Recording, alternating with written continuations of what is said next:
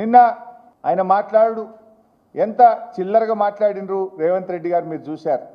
బీజేపీతో కుమ్మక్కు రాజకీయం. నిన్న జరిగిన చర్చ ఏంది? గవర్నర్కు ధన్యవాదాలు తెలిపే తీర్మానం. కానీ నిన్న రేవంత్ రెడ్డి ప్రసంగం చూస్తే ఏం కనబడుతుందంటే మోడీ గారిని ప్రసన్నం చేసుకోవడానికి ఆయన తాపత్రయపడ్డట్టు కనబడుతున్నది. మోడీ గారి మెప్పు పొందడానికి ఉపన్యాసం ఇచ్చినట్టు కనబడ్డది. కాంగ్రెస్ ముసుగులో ఉన్న బీజేపీ మనిషి రేవంత్ రెడ్డి అని నిన్న తేట తెల్లమైపోయింది. ఇవాళ రేవంత్ రెడ్డి చెప్పడమే కాదు, బీజేపీ ఎమ్మెల్యే లేచి కూడా చెప్పిండు కదా, ఇవాళ రేవంత్ రెడ్డి మంచిగా మాట్లాడి మా బీజేపీని మంచిగా మెచ్చుకున్నాడు, మోడీని మంచిగా మెచ్చుకున్నాడు, మావాడు మంచివాడు అన్నాడు. ఇక ఇక రేవంత్ రెడ్డి ఏమో మోడీ అచ్చాహే అంటాడు, బీజేపీ అయినేమో రేవంత్ రెడ్డి అచ్చాహే అంటాడు. వీళ్ళ మైత్రి బయట పడ్డది నిన్న కుల్లా రాష్ట్ర ప్రజలకు అర్థమైపోయింది. ఇప్పుడు గతంలో మన రాహుల్ గాంధీ గారు ఒక మాట అనేవారు, చౌకీదార్ చోర్ హై అని రాహుల్ గాంధీ అంటుండే. ఇవాళ రేవంత్ రెడ్డి ఏమంటుండు, చౌకీదార్ మేరా బడే బాయి హై అంటుండు. మరి ఇప్పుడు రాహుల్ గాంధీ చెప్పింది నిజమా, రేవంత్ రెడ్డి గారు చెప్పింది నిజమా? రేవంత్ రెడ్డి గారు మాట్లాడుతూ మోడీ గారు చాలా మంచోడు, కిషన్ రెడ్డి చెడ్డోడు అంటుండు. మరి రాహుల్ గాంధీ పొద్దుగాలు లేస్తే ఏమంటాడు, మోడీ చెడ్డోడు అని రాహుల్ గాంధీ అంటుండు. రేవంత్ రెడ్డి ఏమో మోడీ మంచోడు అని రేవంత్ రెడ్డి అంటుండు. అంటే ఇప్పుడు రేవంత్ రెడ్డి గారు మీరు మోడీ గారు మంచోడు అంటే రాహుల్ గాంధీ చెడ్డోడు అన్నట్టే కదా. నువ్వు ఏం చెప్పదలుచుకున్నావు నేను అడుగుతా ఉన్నా. ఇంకైనా నిన్న మాట్లాడుతూ నేను రెండోసారి గెలుస్తా అనేకను నిన్న చిట్ చాట్లో మాట్లాడిండు. నీ ముసుగు తెలిసిపోయింది, నీ సంగతి తెలియలేదమ్మనా.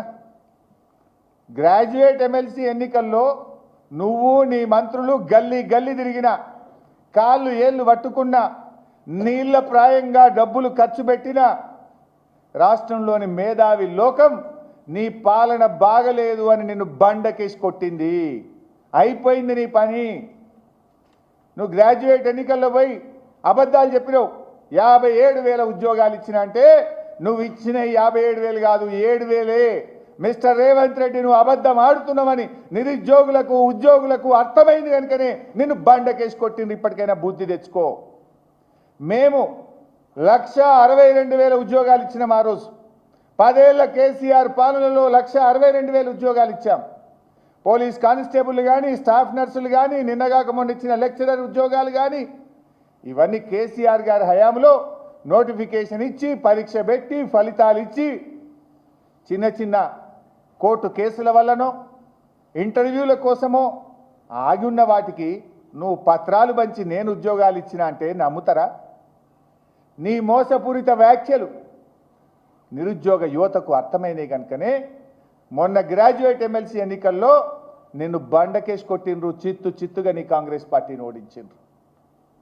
నువ్వు 15 నెలలకే ఈ రాష్ట్ర ప్రజలకు భారంగా మారిపోయినావు. రెండోసారి నీకు అవకాశం మాట పోయింది. ఆల్రెడీ మొన్ననే నీ ఓటమి, నీ పతనం ప్రారంభమైంది. నీదంతా వన్ టైం సెటిల్మెంట్. ఏ సెంటిమెంట్ కూడా నిన్ను కాపాడలేదు రేవంత్ రెడ్డి. ఎప్పుడు ఎన్నికలు జరిగినా ఈ రాష్ట్ర ప్రజలు నీ పులుసు తీయడానికి సిద్ధంగా ఉన్నారు రేవంత్ రెడ్డి. ఆ విషయం గుర్తుపెట్టుకోవాలని చెప్పి నేను మనవి చేస్తా ఉన్నా.